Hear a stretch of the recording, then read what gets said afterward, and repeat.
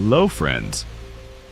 It was the evening of the 24th of November, 1971. America was preparing for Thanksgiving, families were traveling, and airports were busy. At Portland International Airport, a small routine flight of Northwest Orient Airlines was about to take off. The journey was short, barely 30 minutes to Seattle, nothing unusual, just 36 passengers and 6 crew members, a normal domestic flight. Or so it seemed. Among the passengers was a man who appeared completely ordinary. A businessman, dressed sharply in a dark suit, white shirt, and black tie. He carried a briefcase, wore sunglasses, and looked like a man in his mid-40s. Nobody paid him much attention as he quietly took his seat in the last row, 18E. But what no one on that flight knew was that this man would soon become the face of one of the greatest unsolved mysteries in American history. His name was Dan Cooper. As the Boeing 727 lifted off the runway and climbed into the sky, Cooper leaned forward, smiled politely, and handed a folded note to a young flight attendant, Florence Schaffner. She was just 23 years old. Now, in those days, it wasn't unusual for men in business suits to flirt with air hostesses. Florence assumed this was just another one of those notes. A phone number, maybe, or a cheesy pickup line.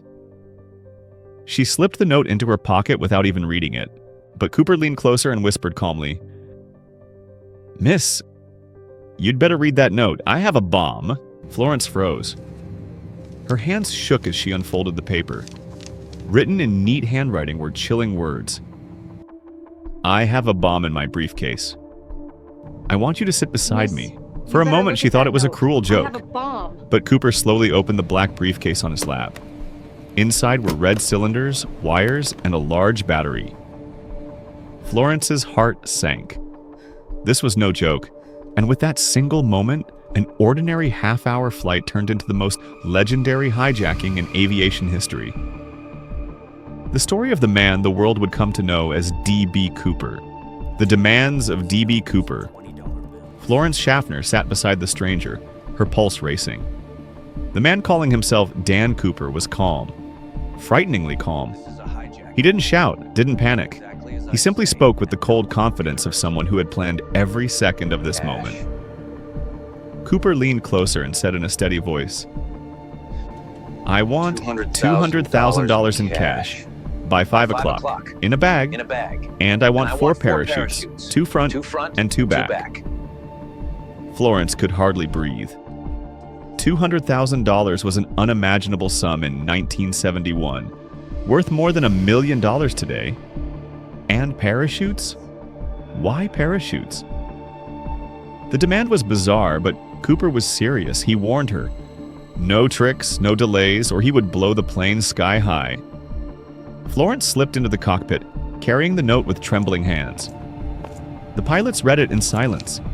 In that small space, the weight of the words pressed down on them. This wasn't just a threat, it was a life or death negotiation. The pilots immediately contacted air traffic control. Within minutes, the message reached the top. Donald Nyrop, the president of Northwest Orient Airlines, and his decision shocked everyone. He ordered his staff to comply with every single demand. The money would be arranged, the parachutes delivered, the fuel supplied. The airline's reputation, he believed, was worth more than any risk. If the world discovered that one of their planes had been hijacked, it could destroy them. But there was a problem. This was a short flight, a mere half hour.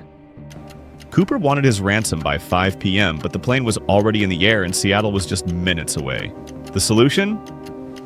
The pilots were instructed to circle the skies above Seattle, stalling for time while the FBI and a local bank scrambled to collect the cash. From inside the cabin, passengers grew restless. Why was such a short flight taking hours? The captain calmly announced a minor technical issue. People nodded, shrugged, and went back to reading newspapers, smoking cigarettes, or sipping coffee, completely unaware that a man with a bomb was sitting just a few feet away.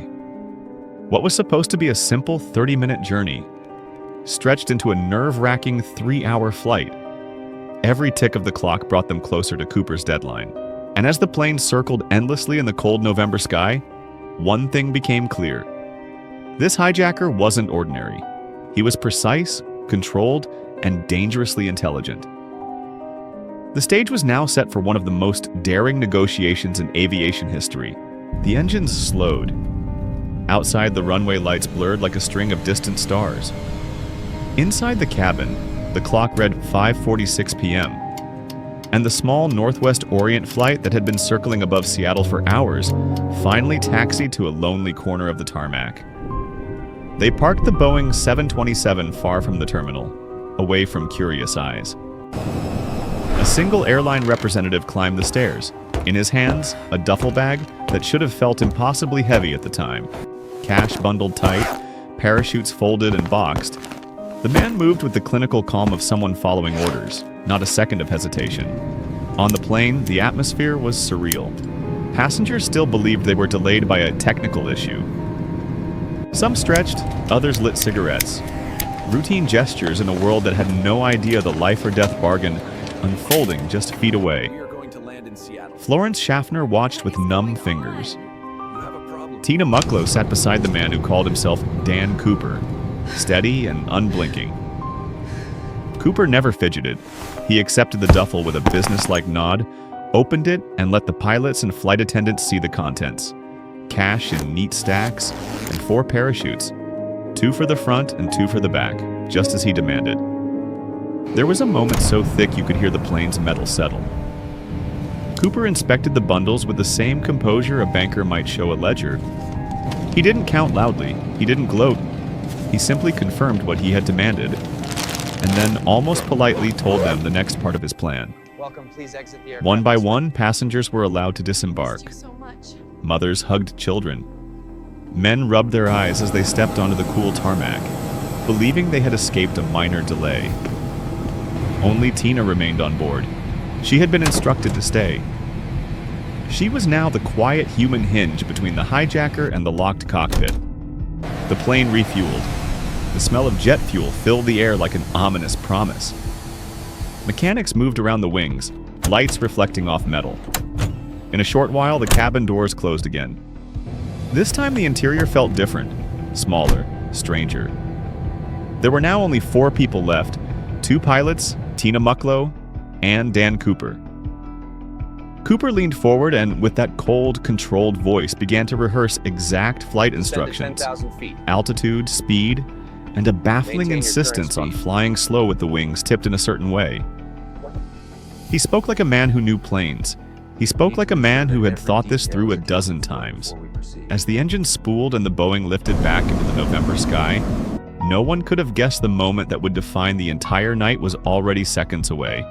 Cooper checked the parachutes, arranged the cash, and fastened something around his waist. He said nothing more and only looked straight ahead toward the darkening horizon. And the world outside the small plane kept on turning, oblivious. What happened next would make headlines. It would spawn decades of investigation, theories, and obsession.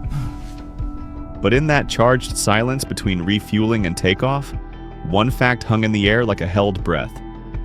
A man with a briefcase full of cash and a plan no one could have predicted. The cabin lights dimmed as the Boeing 727 climbed into the November night. Only 4 souls remained aboard. 2 pilots, a calm flight attendant named Tina Mucklow, and the man the world would later call D.B. Cooper. The hum of the engines masked the thin hiss of air. Yet inside that small metal tube, something impossible was about to unfold. Cooper spoke with the certainty of a man who had rehearsed every word. He gave the pilots precise instructions. Altitude 10,000 feet, wings at 15 degrees, fly as slow as possible. Details that read like a blueprint for escape. He told Tina to move to the cockpit and lock the door, sealing the crew away from the rest of the plane. There was no arguing. There was only the quiet compliance of people who felt the weight of a threat they could not ignore. From the cockpit, the pilots could not see the cabin. The Boeing's cockpit door was solid. There was no tiny window to peer through. Cooper was alone in the passenger area. He checked his parachutes, adjusted the straps, and secured the duffel of cash. He wrapped some of the money around his body. A heavy, desperate belt of cash that would add weight and risk to any jump. Then, with a movement as calm as a man closing a briefcase, he made his way to the rear of the aircraft. A warning light in the cockpit blinked. The aft staircase had been lowered. On older 727s, the rear stairs folded out into the night like a mechanical tongue. It was a feature meant for convenience. That night, it would become a gateway to legend. At 8:13 p.m., the pilots felt it before they could see it. The tail rose slightly, the plane's balance changed abruptly. They struggled to re-level the aircraft. Outside, November wind and rain lashed the fuselage. Inside, the cockpit remained locked. No one saw the figure step out into the black. No one heard the muted rush of air swallowing a man and his secrets. When the pilots regained control, the aircraft turned for Reno, Nevada.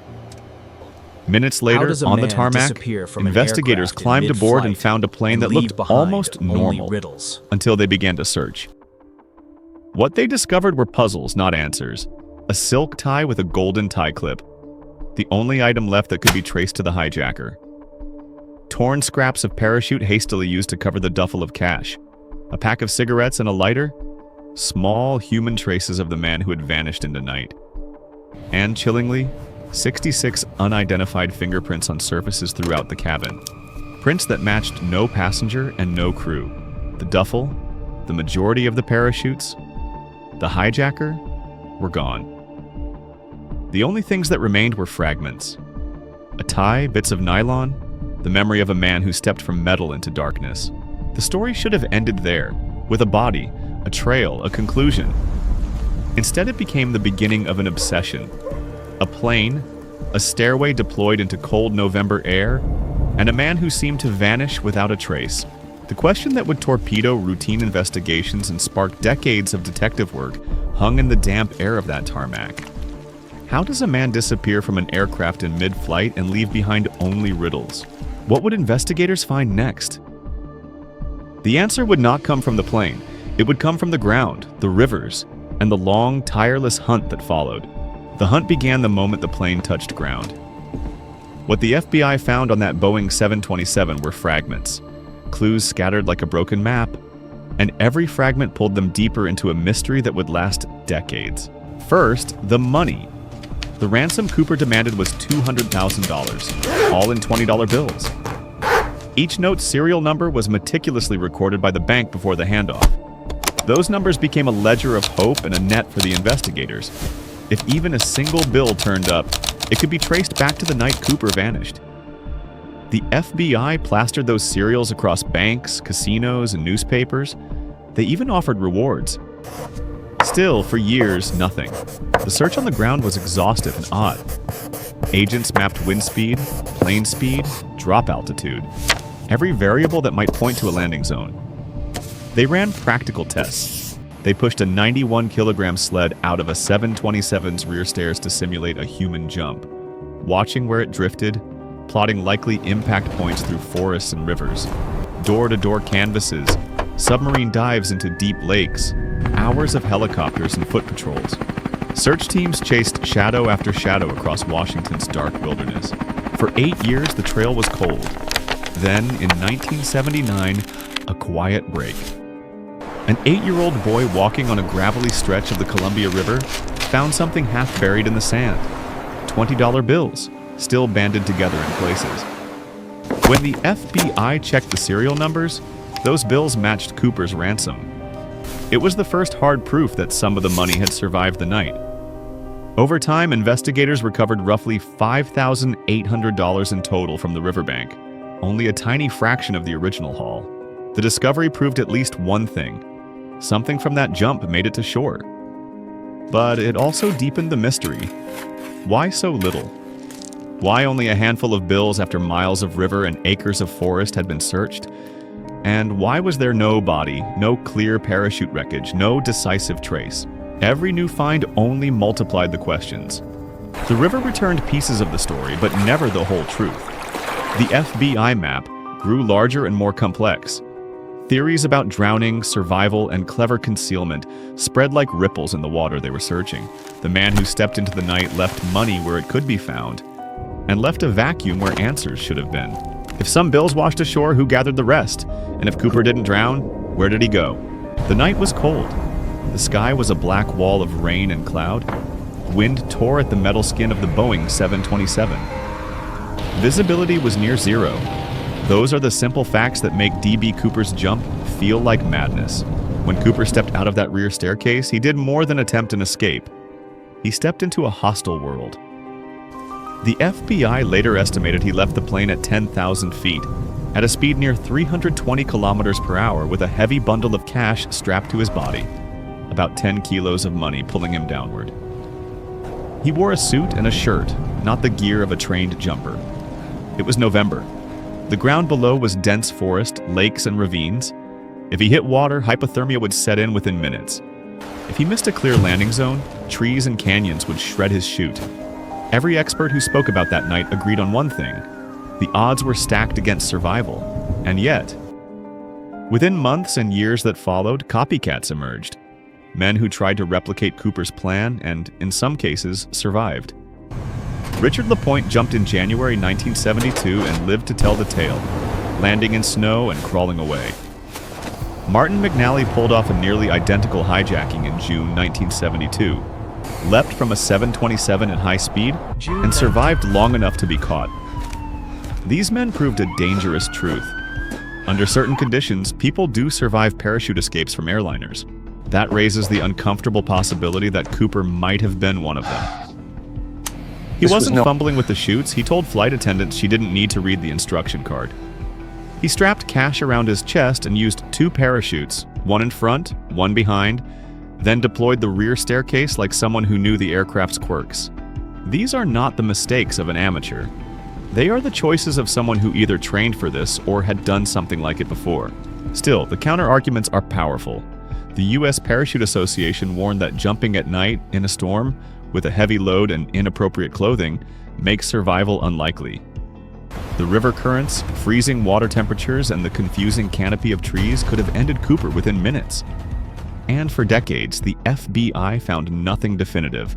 No body, no intact parachute, not a sure sign of survival. Then, in 1979, fragments of the story washed ashore. Bundles of $20 bills found along the Columbia River. Those bills matched the serial numbers of Cooper's ransom. A tiny portion of the money reappeared, as if the land itself had returned a confession in bits and pieces. That discovery prodded investigators and theorists alike. Did those bills drift free from a drowned jumper? Or did they come from someone who recovered caches and stashed them along the river? So which is more likely? Death in the dark or cold, clever escape into anonymity? The conditions suggest death was possible. The evidence and copycat survivals make survival plausible. D.B. Cooper's jump sits, stubborn and unsolved, on the razor's edge between disaster and disappearance. An unpredictable act that left the world arguing over one simple, brutal question. Did he die that night, or did he vanish by design? The FBI's search began like a fever, methodical, desperate, and sprawling across a landscape that seemed designed to swallow secrets. Every dollar in Cooper's ransom had been tracked by serial number. The bank had painstakingly recorded each $20 bill, and those numbers were broadcast to banks, casinos, and every teller who would listen. It was, in effect, a paper trail, intended to strangle the mystery. If any of the bills turned up, they would have a thread that might lead to a man, a place, a mistake. Investigators did not simply hope. They experimented.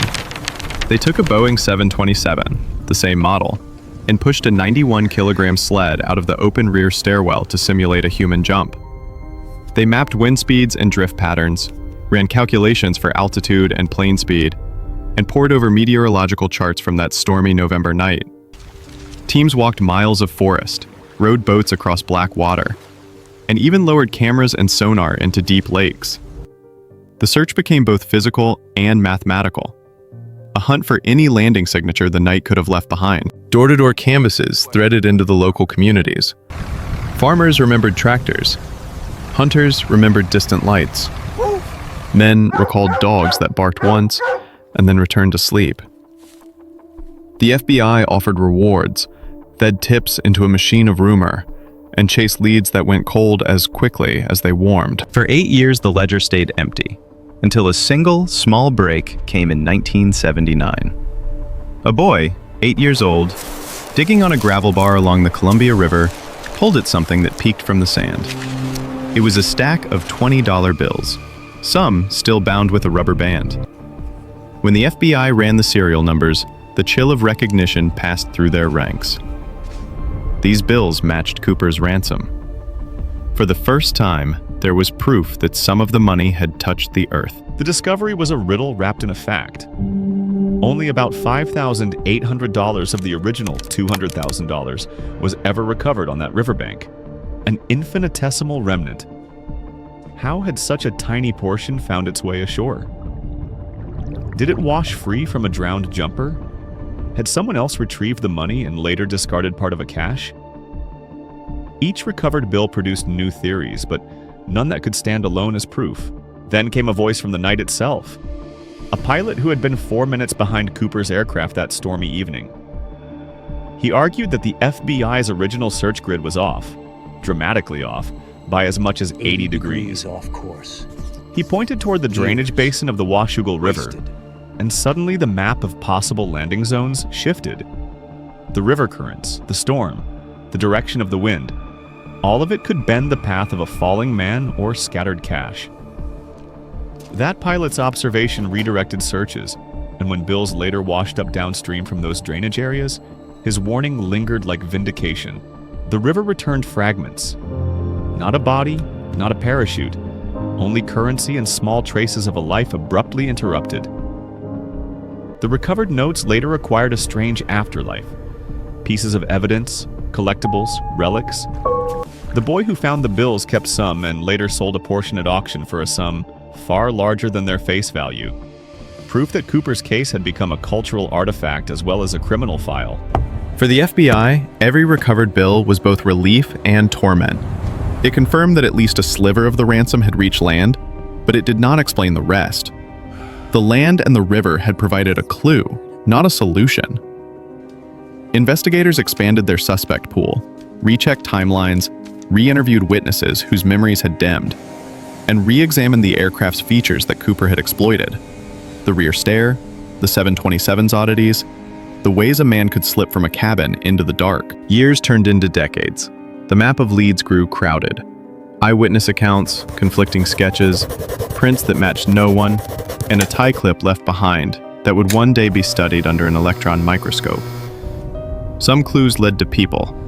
Many led only to more questions. In the quiet that followed each failed lead, one truth remained stubbornly loud.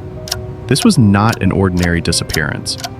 The money, the rivers, the experiment sleds and aerial maps, the pilot who remembered the storm, each element suggested a man who had planned, rehearsed, and then slipped into a landscape that could bury him or hide him. The trail had been thinned by wind, water, and time, but it was not erased. And somewhere in the tangle of serial numbers and search grids, in the muddy banks of the Columbia and the whispering pines of Washington's hinterlands, a story waited. One that would force the investigators to ask not just where the money went, but who the man with the briefcase really was. They had a name for the crime scene, but no name for the man. D.B. Cooper's plane gave investigators fragments, a tie, cigarette butts, torn nylon, and 66 unidentified fingerprints. Those remnants felt almost cruel, so tangible yet so maddeningly useless. If you wanted to know who had stepped into the storm, you hoped the smallest scrap might whisper his story. One scrap did. A golden tie clip clipped to a silk tie survived the night. For decades, it sat like an overlooked clue, until modern science finally turned a microscope on it. In 2009, a team of specialists reached into the metal and found a language written in dust and alloy, unalloyed titanium with traces of aluminum and antimony. Under the electron microscope, the clip looked less like a fashion accessory and more like a fingerprint of industry. Those metals weren't common trinket shop fare in 1971. They told a different story. A person with access to aircraft fabrication, a metals plant, or an aeronautical workshop. Someone who handled titanium in the way mechanics handle wrenches. The clip whispered a possible connection to places like Boeing, or to factories where planes and parts were born. Suddenly, the hijacker was not just a desperate thief. He was possibly someone who knew airplanes from the inside. Then there were the faces. Witness sketches trickled in, first crude, then refined, until finally a composite emerged that many crew members agreed resembled the man who bought that seat in 18E. The sketches gave the public an image. The image gave the press a story. The story drove tips and rumors. The FBI collected more than 800 suspects, 1,000 pages of alibis and dead ends. From that ocean of names, 20 men rose to the surface as serious possibilities. Workers, veterans, drifters, and showmen, each with a life that could be sliced to fit the crime. Some theories fit neatly into a single uncomfortable idea. Maybe Cooper was trained. Larry Carr, who later led portions of the case, suggested a practical profile. An aircraft cargo loader, someone granted basic jump training on the job, someone who would understand parachute rigging, rear stairs, and the quirks of a Boeing 727. That hypothesis explained little details that otherwise looked like luck. The calm demeanor, the correct use of 2 chutes, the choice of the aft stairwell as an exit. Other threads tangled into darker possibilities. Veterans with explosives experience, con men who lived on fraud, men who vanished into new names after 1971. Each new suspect bent the mystery in a different direction, but none snapped the case shut. The evidence kept suggesting a man who was both ordinary and extraordinary, a person who could walk into an airport and carry industry-level knowledge in a briefcase. So the question hardened into something more precise and unnerving. Was D.B. Cooper a ghost who learned to vanish? Or a man with a job so ordinary it made his disappearance possible? In the tiny metallic dust trapped inside a tie clip? In the eyes of a 23-year-old flight attendant who still remembered a smile? And in the silent stacks of $20 bills with recorded serial numbers? The case clustered around a single truth. Identity mattered more than motive. Whoever Cooper was, the answer would change everything. And the hunt for that man would soon fix its gaze on a handful of suspects whose lives looked in chilling ways like pieces of the puzzle. They chased shadows. They checked the alibis. They traced banknotes. But after years of dead ends, 2 names kept rising to the top of the FBI's list. Men whose lives echoed D.B. Cooper's strange, precise crime. The first was Richard McCoy, a Vietnam veteran who, just 5 months after Cooper vanished, pulled off a near-identical crime. He walked onto a Boeing 727, demanded parachutes and ransom, deployed the rear stairs, and jumped. The method was too close to ignore. Newsrooms shouted the resemblance. Investigators leaned in. McCoy had the silhouette of a copycat. The same audacity, the same use of a 727's aft stairwell. When authorities searched his life, they found more echoes. A tie clip here, a questionable story there. McCoy's family, when shown Cooper's forgotten tie and clip, thought they recognized it. For a time, the case looked solved on paper, but the evidence that would lock him to Cooper never appeared. Timelines were checked and double-checked. McCoy had alibis for parts of the night. Witnesses placed him elsewhere. And, crucially, investigators later found records that contradicted the idea he could have been Cooper that evening. In the end, the FBI ruled him out. McCoy's later desperate acts, an attempted jailbreak that erupted into a fatal shootout, added tragedy and drama to the tale, but not closure. He became a tragic figure in the story, not the man who walked away with $200,000. The second man who haunted the file was Robert Rackstraw, a Vietnam veteran, pilot, and a figure who lived half in flashes of bravado and half in a fog of rumor. Over decades, Rackstraw attracted accusations, newspaper columns, conspiracy forums, and eventually a high-profile theory advanced by TV producer Thomas Colbert. Colbert's book and the History Channel documentary, D.B. Cooper, Case Closed, painted Rackstraw as precise, capable, and disturbingly plausible. Why him? Rackstraw's life contained elements that fit a profile. He knew aircraft. He had a military record and the kind of training that could explain parachute competency, knowledge of rear stair mechanics, and improvisational survival. Faces and witness sketches resembled him to some observers. And in the public court of opinion, the idea of a trained veteran slipping away into anonymity captured imaginations. But here again, the pieces refused to join. The FBI had investigated Rackstraw decades earlier and found holes in the case. inconsistent timelines, lack of conclusive forensic links, and no smoking gun evidence that tied him to the night. After Colbert's campaign and the media frenzy it produced, the FBI's files would finally be closed in 2016. Not because all questions were answered, but because the trail had grown cold and thin. Rackstraw died years later, still defended by some, damned by others, and never officially named as Cooper. Between McCoy and Rackstraw, the story bends toward a cruel conclusion.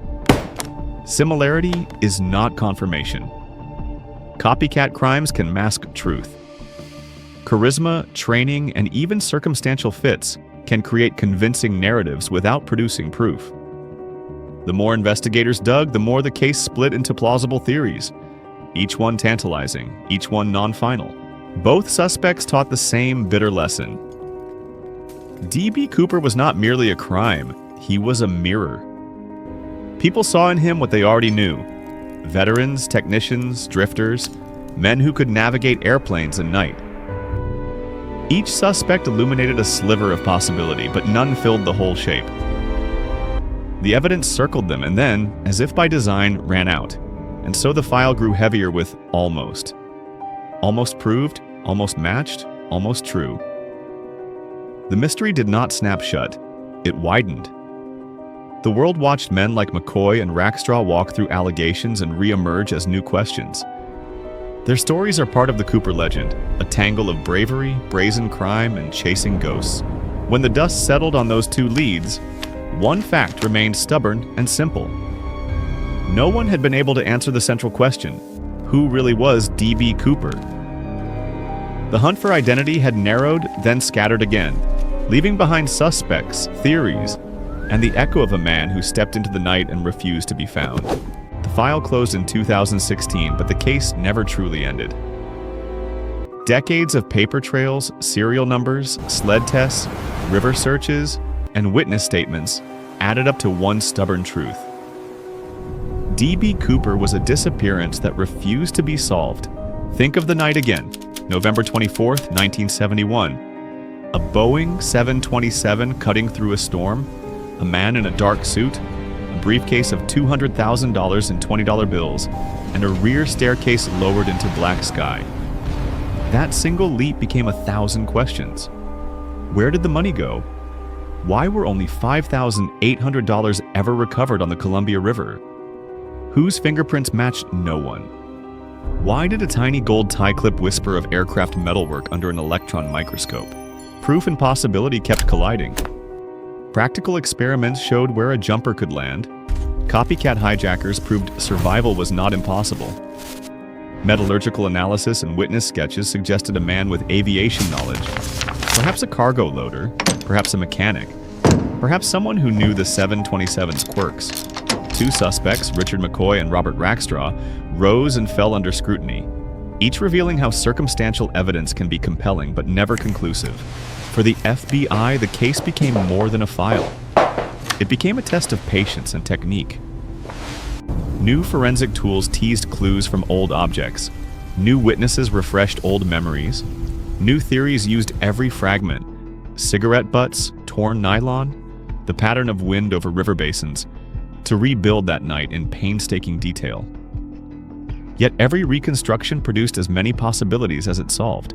The cultural echo of D.B. Cooper is its own kind of evidence. The ransom notes, the rear stairs, the image of a man stepping into rain and darkness entered the public imagination.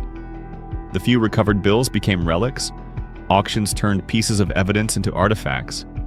Documentaries and books recycled theories into modern myth. The mystery hardened into legend, and legend complicates truth because once a story is etched into culture, it resists tidy endings. After years of leads, the official investigation went cold. But unsolved does not mean unknowable. The Cooper mystery lives as a map of probabilities: drowning in cold water, clever concealment by an organized plan, or a successful escape into a new life. Each scenario fits parts of the evidence, and each is contradicted by other parts. What remains undeniable is this: D.B. Cooper changed aviation, criminal investigation, and how a single man could become a mystery larger than the crime itself. The rear stair that allowed his exit was modified on aircraft. Security protocols hardened. The ledger of serial numbers that tracked his cash became a lesson in forensic finance. And the image of a man vanishing into night became a mirror,